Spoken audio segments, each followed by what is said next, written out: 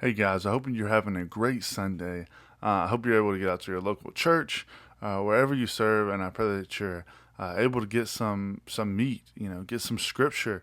And so today we're going to do just that. We're going to dig into the Word, but first, let's have a word of prayer. Hey God, I come today in prayer, and I just thank you so much for who you are, God, what you mean to me. Lord, I know that we're nothing without you, and that we don't have anything to give. We don't have anything to offer up. God, that's worthy of you. And so, God, we just pray that you would just be with us today, God. God, there's a lot of sick, a lot of hurting. And so I pray that you would just be with those today, God, and minister those needs. We just thank you so much for what you're doing, God, in our lives. Let me pray. Amen. All right, so this week we're going to be talking about adaptability. And now, initially you might be worried, hey, what is adaptability? What does it mean? And so when you look at the definition of that, it talks about an organism that is changed or a process of change, so the organism is better suited. And so what does that mean? Better suited for a situation, for a need, for a problem. It might look all kinds of different ways. And so let's dig into scripture and see what that means more in depth. We're going to be in 1 Corinthians 9, verse 15. So it's 1 Corinthians 9, verse 15. And it says, "But I have made no use of any of these rights," is how it starts. And so what rights, you might ask, is Paul talking about here? And he's talking about the verse before that.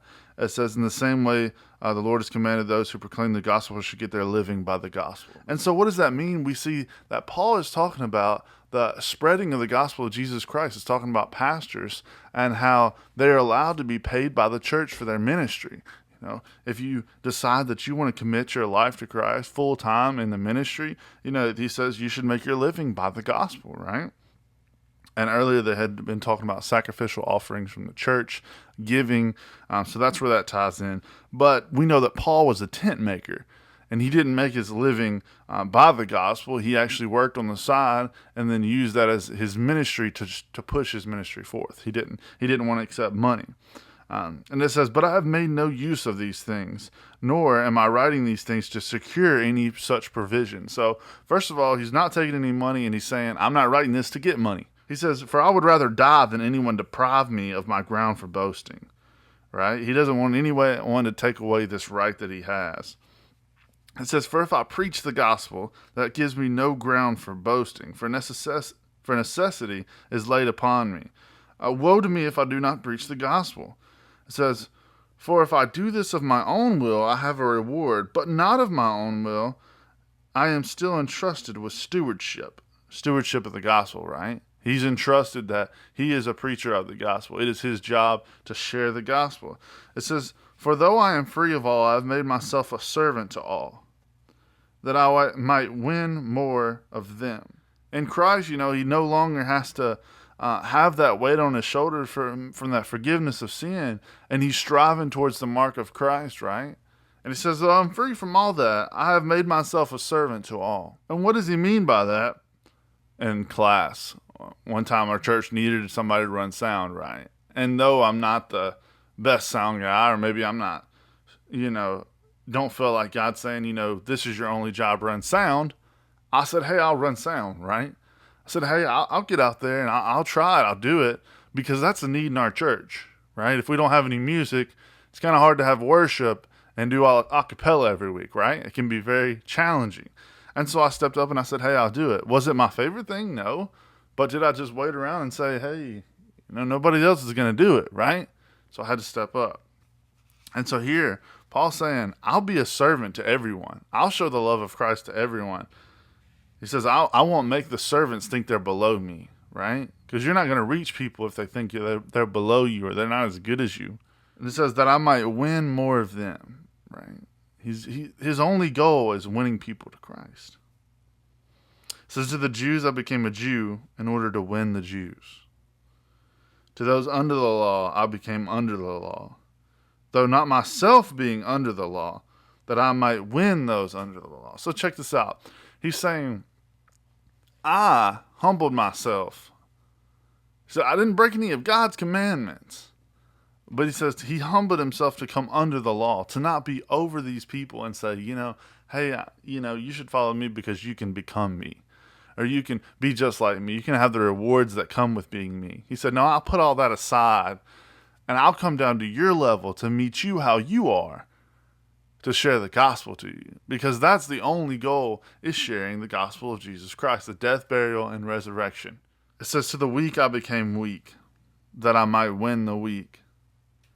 I have become all things to all people, that by all means I might save some. Now listen here. By all means, there's nothing he wouldn't do to try to help someone get saved, right? Does he say that I'm going to get all of these people to get saved? No, he says that I might win some. See, with Paul, he understands that the gospel, though it may have a vast reach, only some want to come to know Christ. Whether he becomes weak to the weak, a servant to the servants, under the law, he understands that he's only going to win some. He understands he can do anything he wants to help people get saved, but only some will come. So when you're seeing your needs and you're seeing the needs of your church and you see, hey, I really want this person to become saved. I really want them to see Christ. Recognize only some will become saved. The large whole will deny Christ. The large whole will say, that's not for me, right? I'm not saying you can't have big revivals. I'm not saying you can't, do amazing things for Christ. But I'm saying when you see the potential, also know some will reject. Like I said, Paul didn't go out there and say, hey, I'm going to win all these people. No, he said, knowing that I will win some. It says, I do it all for the sake of the gospel, that I may share with them in his blessings. I think of in our day and time, everybody wants for themselves. They want only what they can grasp. So much to the point where they won't even tell other people how they made that success claim. You hear success stories all the time of, hey, I became a millionaire. And every now and then somebody will say, this is how I did it. Look, follow my role, make $1 million with me. But so many don't. They're afraid if they share it with too many people, then their success will be gone, right? It won't be as special anymore. But Paul says this. He says, I do it all for the sake of the gospel, that I may share with them in its blessings. Wow, isn't that, that's powerful. It says, do you not know that in a race all runners compete, but only one receives the prize? Oh, I can't speak today. I'm sorry. So run that you may obtain it. Every athlete exercises self-control in all things, that do not receive a perishable wreath, but we are imperishable. So do I not run aimlessly. I do not box as one beating the air, but I discipline my body and keep it under control, lest after preaching to others, I myself should be qualified. He says, I prepare to win. He says, I don't prepare like I'm boxing at the air, that I'm just hoping and praying, this will work out. He says, I don't run the race aimlessly. I run to win the prize. I know the goal that's in mind, and so I run after that. I chase fiercely after that. He says, I'm not playing around. I'm not just boxing the air. I'm going after the prize. And I think it's amazing to see somebody so dedicated to running that race, to being adaptable in situations, to see, hey, if I go at this person talking all these big words, Paul says it earlier in Acts, he talks about one of the churches he had to go to, and he said it was a place of sexual immorality and a place of just foulness. And he says something so iconic to me. He says, I didn't go in there preaching with all these big elegant words. He says, I was preaching the gospel, the death, the burial, and the resurrection. He said, I didn't add any flair to it, any pizzazz. He says, I taught the straight gospel, and many were saved. I think it's so amazing. Let's turn over to another verse where we'll see what Jesus does with this example. And he says this in Philippians 2, 7 and 8. He says, but made himself nothing, taking the form of a servant, being born in the likeness of men, and being found in human form, he humbled himself by becoming obedient to the point of death, even death on a cross. So at first we saw Paul, and we saw him adapting to the weak, to the servants, going under the law. We saw him doing all these things to becoming someone else, to show the love of Christ, that he's not higher than anybody. But guys, I don't want you to look at Paul. I want you to look at Jesus. I want you to see Jesus and what he did for you. You see, Jesus was the first person to show adaptation. He didn't come as a king. He didn't come riding down from the sky to the people. He didn't come as an overlord. He came as a humble baby. It says, but came in the form of a servant, being born of a baby,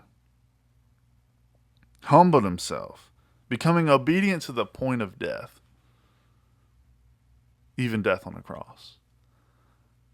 Guys, I want to ask you some questions here, and this is how I want to end it out to you.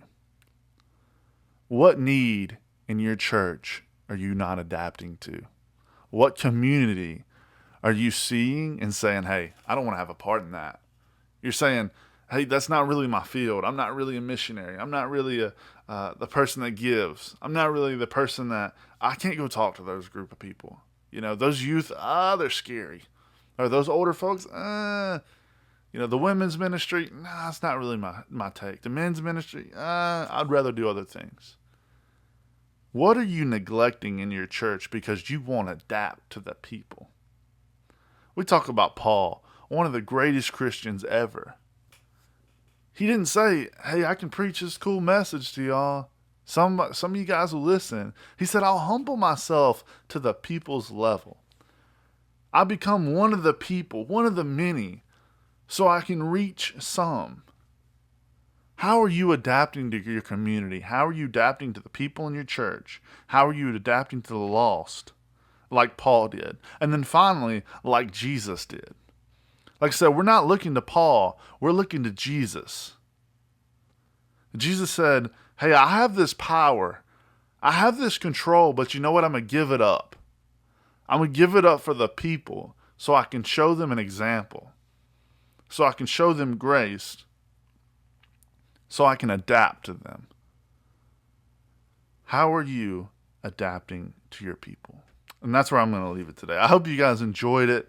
I know it's kind of a hard lesson. It shook me up when I read it, because I thought, hey, I just want to teach the best lesson. I want to be the most educated I can be. That's it. But Paul said, hey, I'm the most educated there is. I got this. But he said, no, I'm going to humble myself. I'm going to lay down my life, my wantings for the people. So I hope you enjoyed it. Like I said, I had a great time teaching it. I learned a lot personally. Like I said, I actually ended up teaching it Wednesday to my people at church, doing a devotion, and we spent like an hour on it. I know I can only give you guys a snippet of it, but I pray you enjoyed it and got a lot out of it. Thank you guys so much for being with us today. I'll pray and then we'll be dismissed.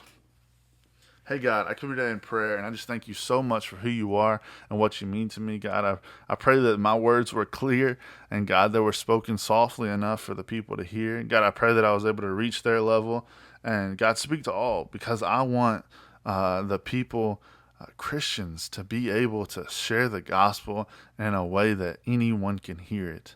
God, if they see a need, they can adapt to that need, God, and share the gospel, because that's the goal here, is sharing the gospel. Winning souls for Jesus Christ. And that's what I want people to do, but I don't want people to think that they have to do it a certain way or a certain form, God, I want people to know that they can share the gospel to anyone if they're willing to adapt to their level. God, we love you and thank you. And then we pray. Amen. Thank you guys so much again for being with me today. I hope you're having a great Sunday and you just have a blessed week. All right. Thanks, guys. Bye-bye.